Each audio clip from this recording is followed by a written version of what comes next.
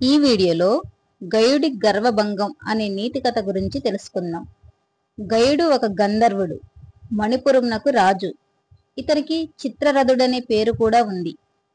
ఇతనికి గర్వం ఎక్కువ, ఎవరినీ లెక్క చేసేవాడు కాదు. ఒకరోజు శివుని పూజించి తిరుగు ప్రయాణంలో ఆకాశ మార్గాన వెళ్తూ తాంబూలం సేవించి దాన్ని కిందికి ఉమ్మివేశాడు. అదే సమయంలో యమునా తీరంలో విహరిస్తూ శ్రీకృష్ణుడు తన స్నేహితుడు కౌశికునితో తన చిన్నప్పటి క్రీడలు వర్ణిస్తూ ఉన్నాడు. సంధ్యావందన సమయం సమీపించటంతో యమునా నదిలోకి దిగి దోసిల్లో నీరు తీసుకొని సూర్య భగవానికి నమస్కరిస్తున్నాడు శ్రీకృష్ణుడు. గయుడు వేసిన ఉమ్మి శ్రీకృష్ణ దోసిల్లో పడింది. శ్రీకృష్ణునికి కోపం వచ్చి ఆ ఉమ్మి వేసింది ఎవరని యమునా నదిని అడిగాడు. గయుడు ఈ దుష్కర్యానికి పాల్పడ్డాడని తెలియడంతో అతనిని తన చక్రధారాలతో ఖండిస్తానని తీవ్రంగా ప్రతిజ్ఞ చేశాడు శ్రీకృష్ణుడు. ఆకాశయానం ముగించుకున్న గయుడు తన భార్యతో తన ఆకాశయాన విశేషాలను చెబుతూ ఉండగా అతని పట్టణపు ఏనుగు మరణించిందన్న వార్త తెలిసింది. దానికి విచారిస్తున్న గయుడికి శ్రీకృష్ణుని ప్రతిజ్ఞ ఆకాశవాణి ద్వారా తెలిసింది. ప్రాణభీతితో గయుడు శంకరుని మొదలుకొని అందరినీ శరణు కోరాడు. అతనికి అభయం లభించలేదు. ఆ సమయంలో నారదుడు ద్వైత్వవనంలో ఉన్న అర్జునుని శరణు కోరమని సలహా ఇచ్చాడు.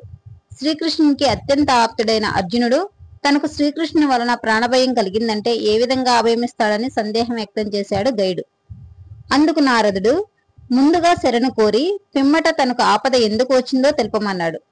అదే విధంగా గయుడు ఆర్తనాదం చేస్తూ అర్జునుని సమీపిస్తాడు.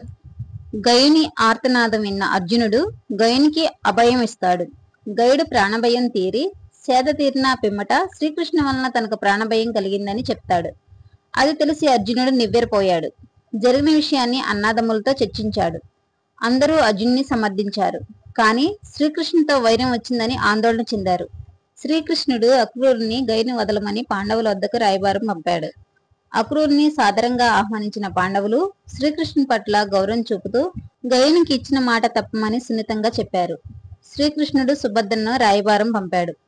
అర్జునుడు ఆమె మాటలకు కోపగించుకొని భర్త ఎంత అనురాగం చూపినా ఆడవాళ్లకు పుట్టింటి వాళ్లపైనే మమకారం ఎక్కువనని నిందించాడు. తిరిగి వచ్చిన సుభద్ర శ్రీకృష్ణుని అనునయింప చేయ ప్రయత్నించినా కృష్ణుడు వినలేదు. రాయబారం విఫలమవటంతో శ్రీకృష్ణ అర్జునుల మధ్య యుద్ధం మొదలైంది. యుద్ధం తీవ్రమైంది. లోకాలు అల్లకొల్లాలం కావటంతో శంకరుడు ప్రత్యక్షమై కృష్ణార్జునులు నరనారాయణుల అంశతో జన్మించిన వారని, వారి మధ్య వైర్యం లోకానికి హితం కాదని నచ్చజెప్పాడు. శ్రీకృష్ణార్జునులు శాంతించారు. యుద్ధం ముగిసింది. గయుడు కృష్ణుని పాదాలపై పడి శరణం వేయడగా శ్రీకృష్ణుడు క్షమించి ప్రాణదానం చేశాడు. నీతి: గర్వం అతిశయిస్తే ప్రాణాలకు ముప్పు.